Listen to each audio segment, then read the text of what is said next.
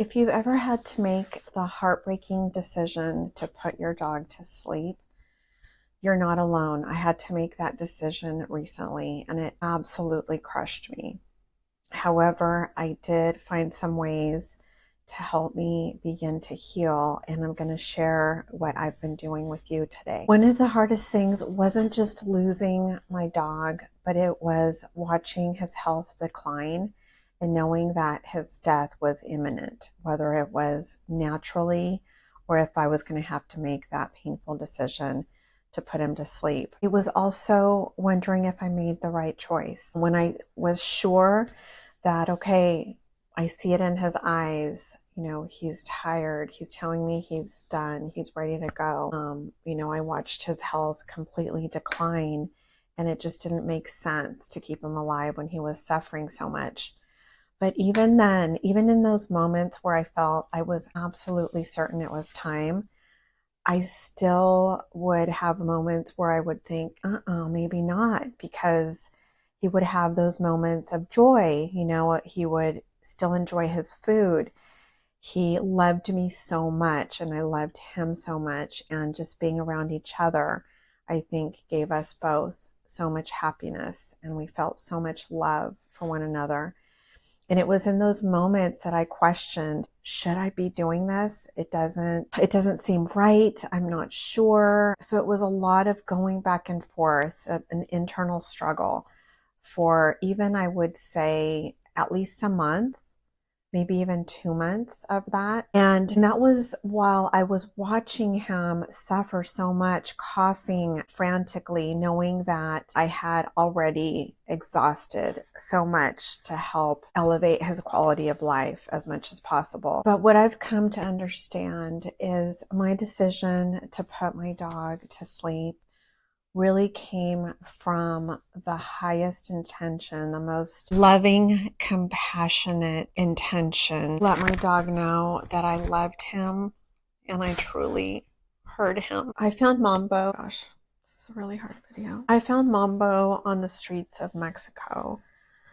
about 14 years ago, and he was about 9 months old when I found him. He was covered in fleas and ticks, and when I took him to the vet, they told me that they weren't sure that he was going to make it because his red blood cell count was really low, and they tried to do an infusion on him, but they couldn't. So they sent me home with medication, and they said, do the best you can, but we can't make any promises. So I took him home, and I did the best I could over a weekend, giving him medication. I just gave him a lot of love, a lot of attention. And I do remember making a pact with him. And I said to him that if he made it out of this, that I would adopt him, that he didn't have to worry about being on the streets again. And so when I took him to the vet the following Monday, oh God, I don't know if I can do this video. The vet told me, I don't know what you did, but he's completely out of the danger zone, and I would consider this a small miracle. And that was the beginning of my journey with my son, my first son. And it has been a life of so much adventure. I always put Mambo first. I worked from home a lot, and I ran my own business a lot of the time over the course of 15 years, whether I was health coaching or doing some of my other side hustles. And he was always by my side, and he would go with me absolutely everywhere, to the store, on walks. We lived near the beach, so I would often take him to the beach. He loved it. There was a time when he actually was hit by a car, and he had an operation, and part of his rehab was to swim. And so I took him to the ocean, and that was part of his rehabilitation. And that's when I discovered that he absolutely took to the water. He absolutely loved it.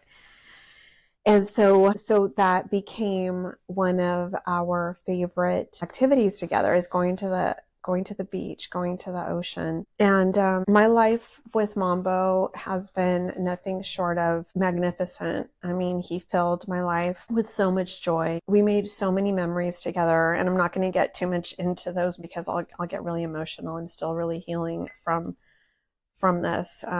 It hasn't been even a month. And so I figured I would do this video because I think it's going to be healing for me, because it's a way to honor him, but it can also help someone else that may be going through this process. So I do want to talk a little bit about what I did to prepare. And what I did was, as I mentioned, psychologically, I had to start preparing for it. I could see his decline. And as suggested by one of my sisters, I began talking to him and letting him know how much I loved him, and to please let me know in some way when he was ready to move on. And so I would always look for signs from him, whether it was a look in his eye or just something non-verbally or even verbally, a bark, or I don't know. I don't know what I was looking for. I just knew that my senses were on alert in case he was trying to tell me something. And I did pick up on a few clues from him. There was a moment when I looked at him and I could see it in his eyes that he was ready, he was tired, and he was telling me that he was ready. And another time when we were going to go somewhere, he would often be super excited to go anywhere. I mean, he loved to be out and about all the time with me. And he would do this little jump every time, he knew we were going somewhere with his front legs, not his hind legs. And he would do this little hop.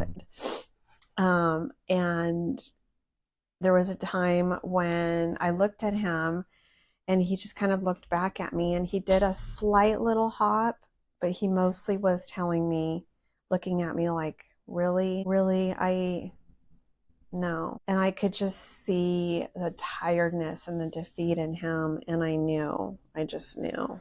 I knew it was time. Once I knew that it was time for him, I needed to validate that with a vet. So my dog had congestive heart failure, and he was on medication for that for over a year. He also had arthritis. He had a growth on his foot that they weren't able to diagnose as anything. It was inconclusive, and it would require a painful surgery, and one that would require him to be under anesthesia, which wasn't an option because then he wouldn't come out of that at his age. And so he had several conditions going on. It's possible he even had Cushing's disease, but towards the end, I just didn't want to get the test done because I didn't want to medicate him even more, because then to me that would just be full on over medication, and I didn't want that for him either because it would inhibit his quality of life. So I did want to get the vet's opinion on what she thought. You should always get the vet's opinion, I believe. So I took him and let her know what the situation was, that he was just really having a hard time even getting rest at night because he would be up coughing a lot, hacking, and I just felt like it was really tough for him to get comfortable at all. And after examining him, because I did ask for one more kidney exam to see what his levels were at, she came back and said that since the last time there really hadn't been any change, but she did say that at this point she would support me in whatever I decided, because at the stage that he was just going to continue to go downhill. He wasn't going to get any better. And so I was a little shocked to hear what she had to say, because I guess I was hoping, she would say something different. But at the same time, I understood, and that's kind of where it had been heading. So I let her know I would think about it and I would get back to her. Shortly after, thought about it all, and I decided that it definitely was time. I talked it over with my sisters and a couple of friends. And I decided that at first I was going to just go ahead and do it like that week. But I decided to let everyone know about it so that they would have an opportunity to say goodbye to my baby in case they wanted to, because my dog had bonded with so many members of my family. And so one Saturday we all got together, and it was supposed to be a celebration for my birthday, which we did celebrate a little, but I really wanted it to be I wanted the focus to be more on my dog Mambo. So we, just spent time with him. Some of my family members asked about my favorite memories with him.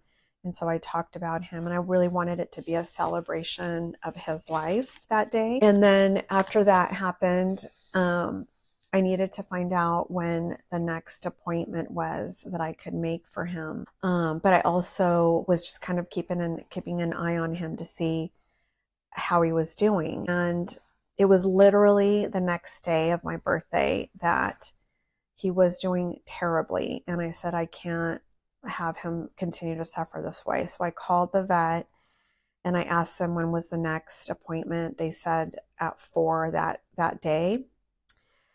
And so I booked it, and I told my manager that I needed the time off, and she was super supportive. And I also asked for bereavement several days, a couple of days, and a PTO day. So I think it was like a total of 3 days, because I knew I was going to just be crushed. And so that day I felt compelled for some reason to pick flowers from the parks that I would take my dog to, and my mom's backyard that he spent a lot of time in. And I just collected all these flowers. And I also asked the vet if I could take my cat, because my cat and my dog were really close, and I wanted my cat to have closure as well, so she didn't wonder if he was ever going to come back. And so I took my cat to the appointment, and a bunch of flowers, and my dog, obviously. And I was a nervous wreck, quite frankly. But they led me into a room, and they showed me a bed where he was going to be. And that's where I started to put the flowers. And I even brought his bed for him. But the very lovely assistant that was there, she was super kind, super compassionate. She kept reassuring me that I was making the right decision. And she asked me at one point if I just wanted to do it on the ground, because in that way I can hold him. And I said, yes. I said, let's do that. So I put all the flowers on the ground, and I was holding him in my arms, and my cat was in the room. And she came and she said goodbye to him by sitting with me on my lap. And we were just the 3 of us together for some time. When I was finally ready, which I really wasn't, the first time the vet came in and said, are you ready? And I said, no, I'm not. And he left. And I was probably in there for a good half hour, I would say, maybe 40 minutes. And he came back, and this time he gave my dog the anesthesia. This was after they had already taken him in to prepare him. They put an IV on him, and then they brought him into the room, and the vet came in and he gave him the anesthesia. Oh my God. And the whole time I was super emotional. Yeah, it was heartbreaking. It was heartbreaking. I could feel the life coming out of him. Then on the second shot, that was it. My baby was gone. And right before that, I told him how much I loved him. And I thanked him for everything. It was a very, very, it was probably the hardest thing I've ever had to do. But I know that I made the right choice, because he was suffering so much, and I knew he was going in peace. And the assistant told me, she said, you are making the right choice, because if you had waited until he passed naturally, all of his organs probably would have shut down. He would have defecated on himself. He would have peed, and it would have been really traumatic for the both of you. And it was interesting, because she almost celebrated the fact that I was there with him, because she said so many people would bring their dogs and just drop them off and not be there with them through the euthanasia, which just crushed me even more to hear that. I did opt for cremation, and I selected an urn for him where I can put a photo of the 2 of us together. And I haven't picked up the urn yet, because that I feel like it's part of the grieving process as well. Like, I haven't been ready to pick that up. And so I wanted to share my story with you in hopes that it might help you a little. And I want to give you some takeaways from my process. The first is to let yourself cry. Like I'm doing right now on the video, and it comes and it goes. I've had moments where I'm fine, and then there's something that will trigger an emotional response, and I'll allow myself to cry, when appropriate. I am reminded of him every day, and I want to be reminded of him every day. He blessed my heart in so many ways. You may even see a picture of him in the background there. That was a picture that I had made of him in Mexico. So embrace your grieving process fully. It does nobody any good to shut your emotions down or to push them away. Respect how you feel and honor them for everything that they gave you in their lives. And I'm just looking down at my notes. Also, some people I think have an inclination to rush to fill the void because you're going to feel empty for some time. And I think for me, the way that I'm nurturing my heart is, since Mamba was a rescue, the way that I'm honoring him is to continue to help dogs in need. Even in my own neighborhood, there's a few dogs that are neglected, and I'm working with the owners with both of those dogs. One of them is a dog that is not getting any physical exercise. He's a very active dog.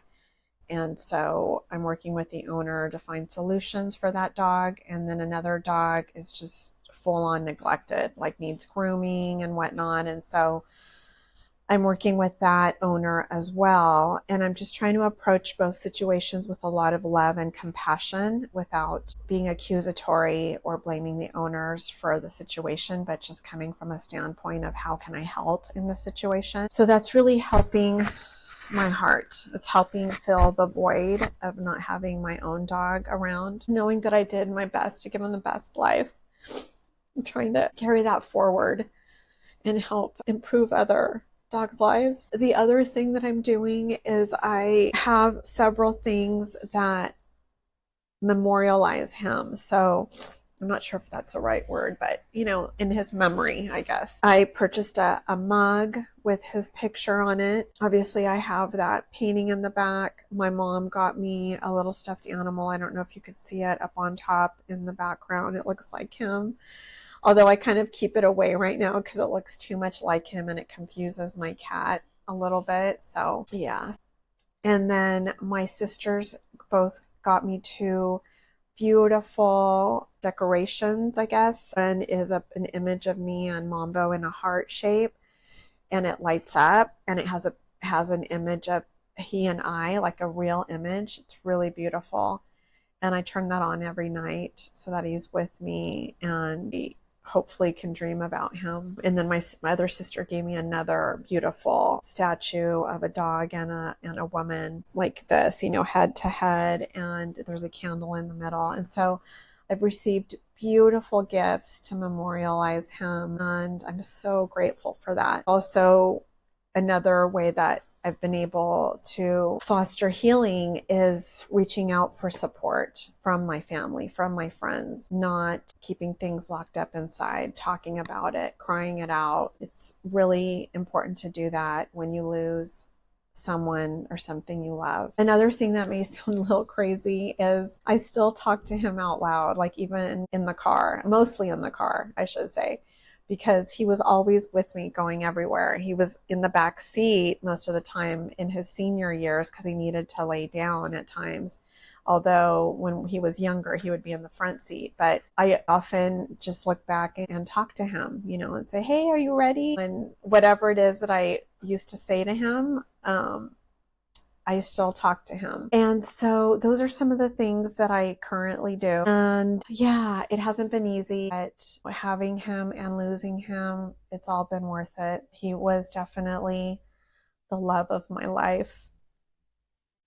He taught me so much about unconditional love. If you're going through this, I'd love to know your dog's name in the comments.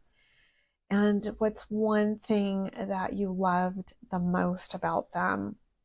Let's support each other through this process. And I hope that this was helpful to you in some way.